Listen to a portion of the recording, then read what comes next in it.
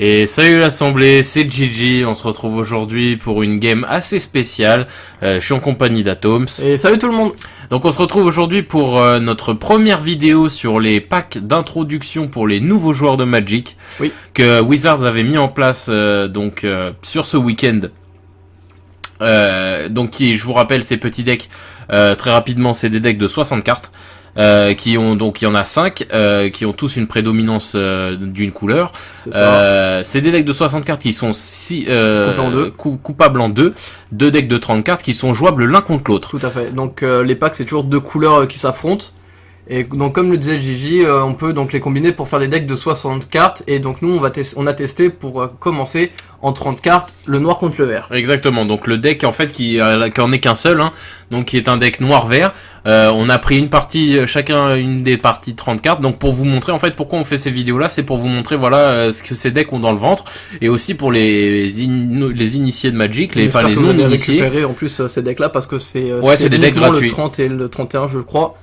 Donc vous pourrez plus jamais les récupérer malheureusement, à moins vraiment si vous avez des connaissances qui les ont.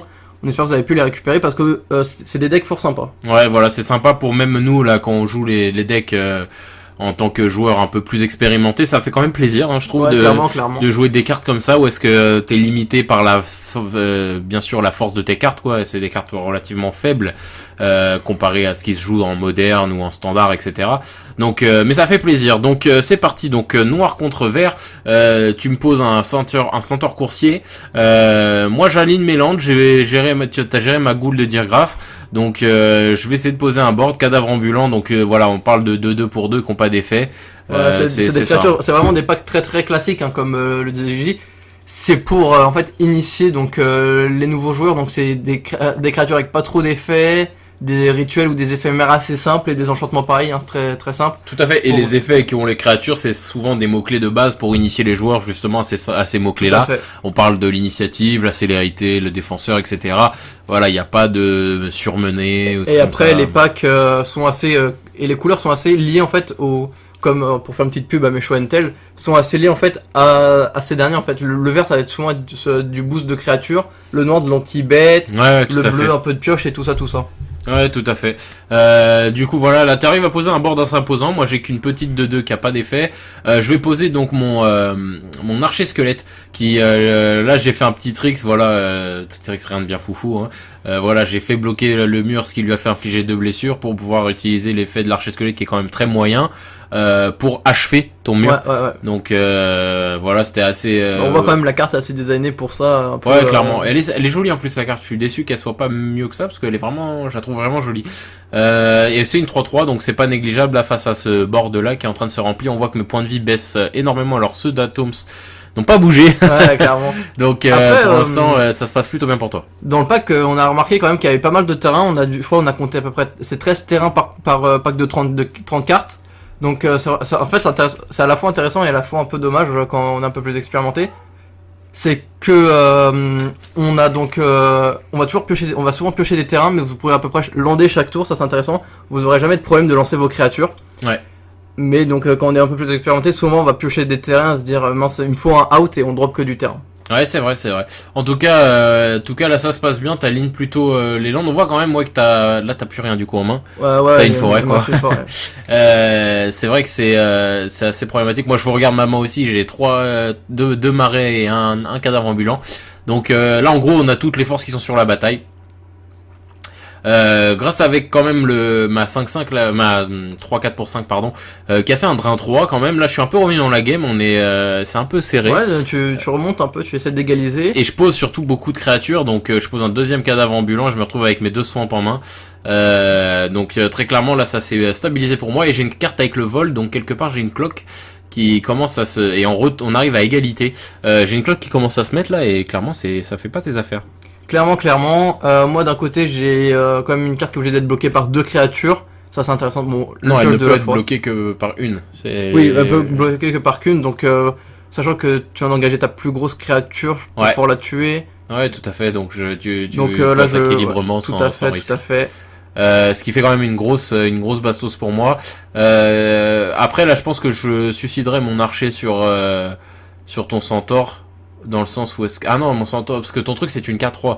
Donc très clairement, C'est là, une K3, je perds un cadavre et mon archer.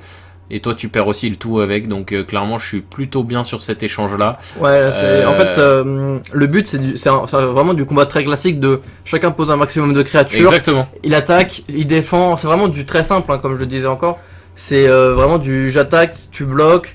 Et t'essaies de garder des créatures défensives, tout ça. Exactement. En fait, on t'apprend dans ces petits paquets d'exhibition, on t'apprend en fait les rudiments de Magic, quoi. C'est Ouais, clairement. attaquer, poser des manas. Bon, on voit que tu top deck Tara.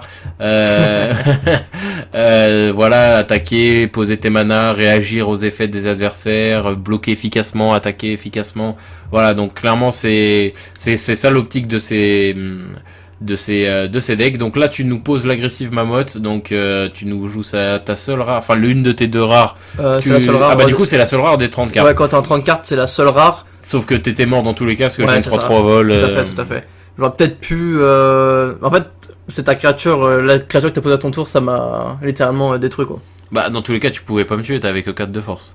Oui, non, bien sûr, mais j'aurais pu bloquer tout ça. Ah oui, tout à fait. Parce que là, je pouvais pas bloquer ta troisième créature. C'est ça.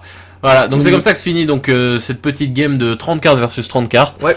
Donc on voit que ça tourne, hein, ça peut faire des petites games. Bon, bien sûr, c'est pas du grand Magic, mais voilà, si vous êtes avec des potes qui ont pas forcément qui connaissent pas forcément le jeu et qui aimeraient apprendre le jeu, très clairement, si vous avez un de ces decks là, c'est très facile de lui apprendre les rudimentaires de Magic. Oui, en plus assez facilement. Ouais, en plus de cela, c'est que en fait les packs, ils sont donc c'est des packs de 2x30 cartes. En fait, c'est fait exprès pour jouer avec un ami en 2x30. Et bon, après, c'est sûr, c'est toujours plus intéressant de jouer en 2x60. Ouais. Mais vraiment, pour l'initiation, 2x30, c'est vraiment une bonne chose. Ouais, voilà, c'est ça, ça fait pas des parties trop longues et ça fait, on arrive vite au cœur du sujet. Ouais, voilà, c'est ça. Voilà, en plus, je trouve que le dosage land de sort est bien dosé. Ouais, ça veut dire qu'on manque quelques parties jamais. En plus, c'est que, en fait, au final, même si les créatures, c'est des créatures assez lentes, hein, des coups à 3-4, bah finalement, en fait, les parties, elles sont assez rapides. Parce que en fait, tu vas poser ton terrain chaque tour et donc tu n'auras pas des problèmes de mana. Tu seras toujours là avec ton tour 4, tu vas poser ta créature qu'il faut poser. Et donc ça, c'est vraiment très très intéressant. Ah ouais, tu rates jamais aucun land drop parce qu'il y a beaucoup de terrain. Donc voilà, c'était intéressant. Donc voilà, c'est comme ça que va commencer cette petite semaine dédiée au deck d'ouverture. Pour débutants. Donc tous les jours vous aurez une vidéo jusqu'à vendredi. Hein. Vendredi il y a la vidéo de la semaine toujours comme d'habitude. Tout à fait. Mais voilà, jusqu'à vendredi vous aurez une vidéo tous les jours qui traite de ces decks-là. Tout à fait. Donc voilà, l'équipe, c'est sur ça qu'on se laisse. On espère que cette vidéo vous aura plu. Puis Atom, ça quelque chose à rajouter? Bien sûr, vous pouvez toujours liker, mettre un commentaire, vous abonner à la chaîne et à la page Facebook. Yes. Et à partager à tout fan de MTG. Et sur ce, on se dit à demain à l'Assemblée. Salut tout le monde.